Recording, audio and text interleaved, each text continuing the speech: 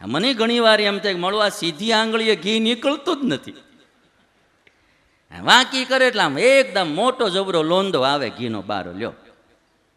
પણ આ સમાજની આવી ગણતરી થઈ ગઈ.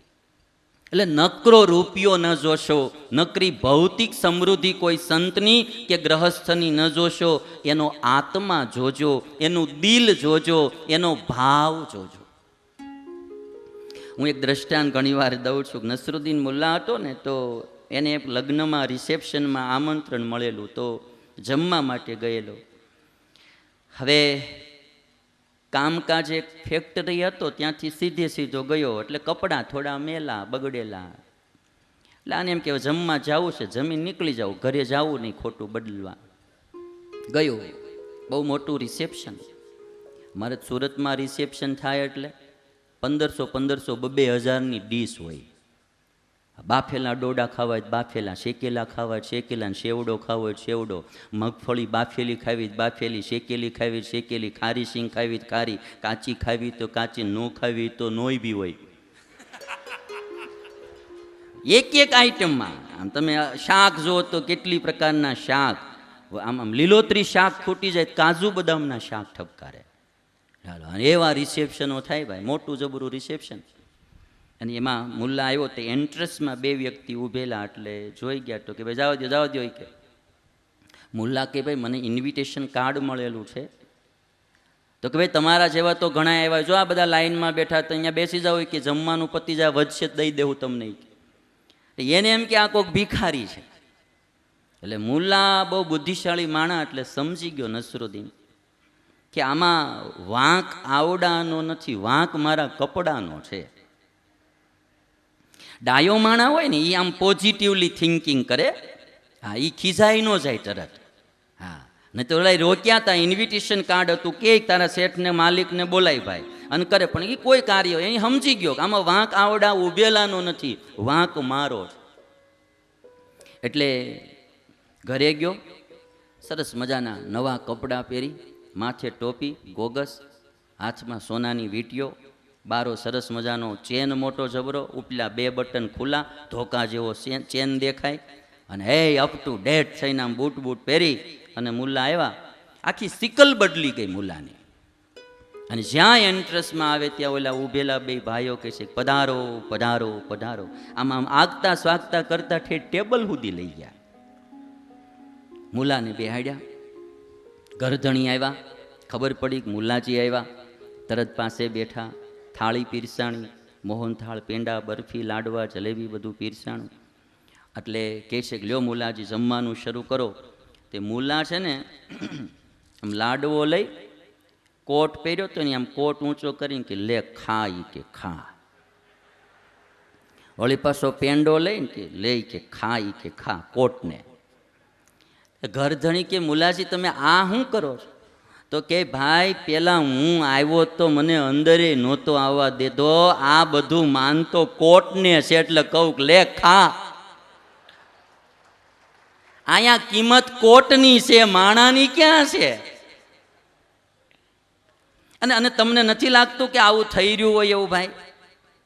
કપડાની કિંમતો થઈ ગઈ, માણાની કિંમતો ઘટી ગઈ. હું તો એવું માનનારો માણાની કિંમત હોવી જોઈએ, કપડાની નહીં. ફાટેલા કપડામાં હીરો હોય ભાઈ, મેલા કપડામાં હીરો હોય. ઘણા તો ચિથરે વીટ્યા રતન હોય, ચિથરે વીટ્યા રતન, માલપા રતન હોય, ઉપરથી ચિથરું હોય ભાઈ.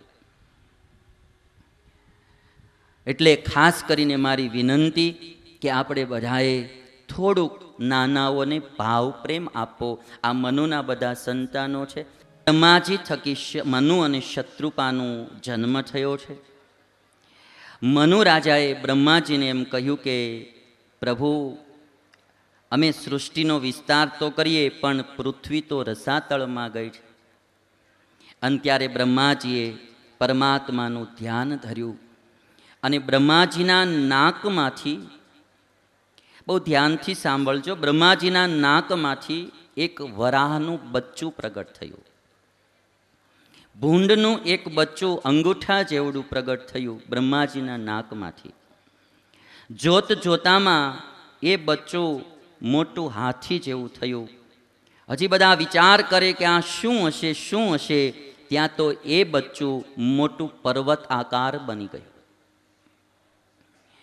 અને આ બચ્ચું જોત જોતામાં વિશાળકાય બની રસાતળમાં જઈ અને પોતાના દાંત ઉપર પૃથ્વીને લઈને બહાર આવે છે. અને હિરણાક્ષ રસ્તામાં મળ્યો, એ હિરણાક્ષને મારી પૃથ્વીને સ્થિર કરી દીધી છે. સુખદેવજી મહારાજ કહે છે કે રાજા, આ વરાહનું જે બચ્ચું હતું એ પરમાત્મા વરાહ ભગવાનનો અવતાર હતો. સ્વયંભૂ મન્વંતરમાં પહેલો અવતાર વરાહ ભગવાનનો થયો અને એ વરાહ ભગવાને રસાતળમાંથી પૃથ્વી લાવી આપી. પહેલો અવતાર આ બ્રહ્માંડમાં વરાહ ભગવાનનો થયો છે.